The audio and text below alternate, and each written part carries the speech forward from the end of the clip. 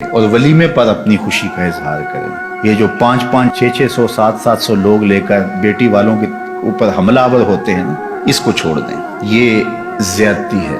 آپ کو خوشی ہے تو اس خوشی کا اظہار اپنے گھر کیجئے، اس کا رواج ڈالیے۔ یہ 300 400 لوگوں کی بارات لے کر حملہ آور ہونا، بیٹی والا قرض اٹھا کے مجبور ہو کے وہ کھانا تیار کر رہا ہے، اور پہلے پتہ کیا کہتے ہیں؟ ہمارے مہمانوں کو کھانا اچھا دینا اور چاہے بیٹی کو کچھ دینا نہ دینا، یہ ہمارے بڑے سٹیٹسفائی لوگ آئیں گے ہمارے ساتھ جو آئیں گے، کھانا بس اچھا دے دینا، یہاں سے شروع ہوتا ہے، پھر اس کے بعد کہتے ہیں یہ بھی دے دینا، یہ بھی دے دینا۔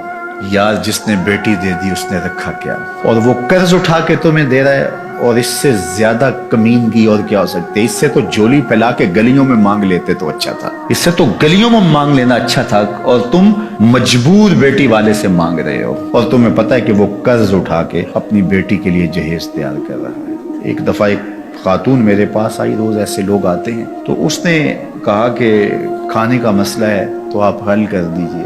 جو غربت کی حالت تھی ان کی، جو پوزیشن تھی بچی کے لیے، جو 2 4 10 جوڑے بنائے یا جس طرح ہوا ان کا، تو میں نے کہا آپ کا گھر بھی کرائے کا ہے اور مقروض آپ ہیں، تو وہ آپ ان کو سمجھا نہیں سکتے؟ وہ کون ہیں؟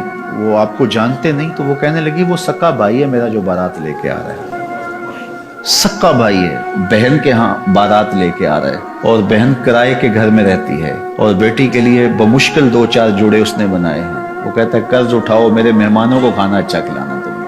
اب اس کو کیا ہم خوشی کہیں گے؟ اس کو کیا ہم کوئی سٹیٹس کہیں گے؟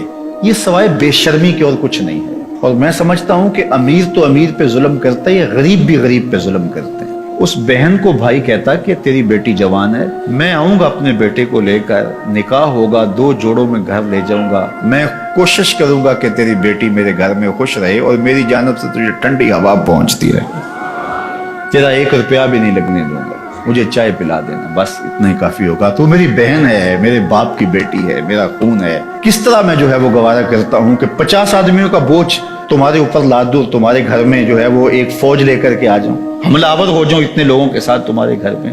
کیا یہ انسانیت ہے؟ اور یہ خوشی ہے؟ اس کو خوشی نہیں کہتے، یہ زیادتی ہے، یہ ظلم ہے، اور یہ روز معاشرے میں ہو رہا ہے، ایک دوسرے کے ساتھ ہم کر رہے ہیں۔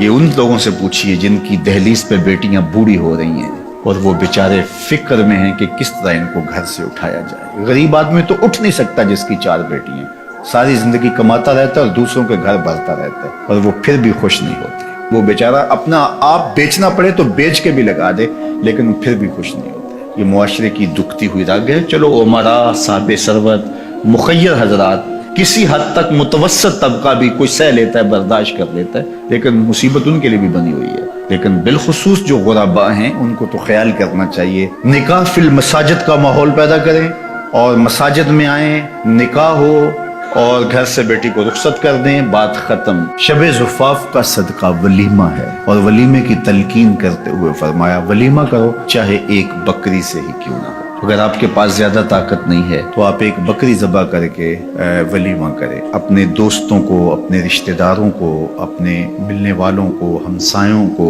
غرباء کو، مساکین کو، سب کو اس میں شامل کریں۔ اگر آپ کے پاس استطاعت زیادہ ہے تو زیادہ سے زیادہ لوگوں کو بلا کر کے اس میں شامل کریں۔ کوئی بات نہیں، شریعت آپ کو خوشی کی اجازت دیتی ہے، لیکن اپنے گھر کریں نا۔ یہ حملہ آور دوسروں کے گھر پہ کیوں ہو رہے ہیں؟ وہ قرض اٹھا کے 5 سال تک قرض اتارتا رہتا ہے وہ غریب۔ اللہ اکبر۔ تو یہ بات ذہن میں رکھیے کہ ولیمے میں آپ وسعت کر سکتے ہیں۔ اس ویڈیو کو شیئر ضرور کیجئے، ہو سکتا ہے آپ کے ایک شیئر سے یہ بات کسی کے دل میں اتر جائے۔ جزاک اللہ۔